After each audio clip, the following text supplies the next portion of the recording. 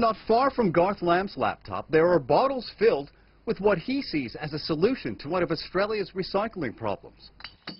The country doesn't manufacture as much glass as it recycles, meaning once it's recycled, there aren't enough facilities turning it back into usable products. Our focus has been reducing that back down to sand and using it as the raw material which can displace virgin sand. Instead of going and mining a beach or mining a riverbed, we can use this recycled product, which is a more sustainable alternative. Australia's waste industry has been forced to re-evaluate where the country's recyclable materials go, now that China has announced a ban on foreign waste. So I think this is a real wake-up call for Australia, because we can't keep producing waste and then exporting our responsibility to another country to deal with it.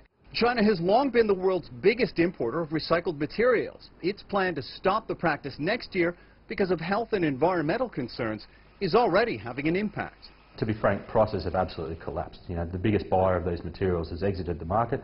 The market is awash with materials, so even if you're not exporting directly to China, everyone is impacted by this because there's a lot of material that used to go to China that no longer has a home. That means Australia will have to figure out how to process more than 500,000 tons of materials it was used to exporting overseas, on top of the 60 million tons it already processes domestically.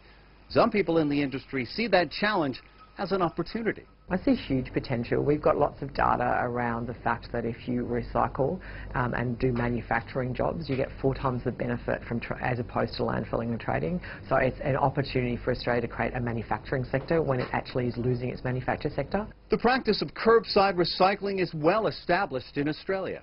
But experts say there's still not a lot of thought in this country about where those materials go once people toss them in the bin. Which is why Garth Lamb and other people in the industry say federal and state governments need to do more to help.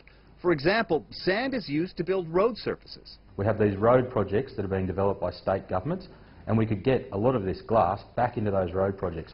And he says get those recycled materials back into the economy. Greg Navarro, CGTN, Sydney.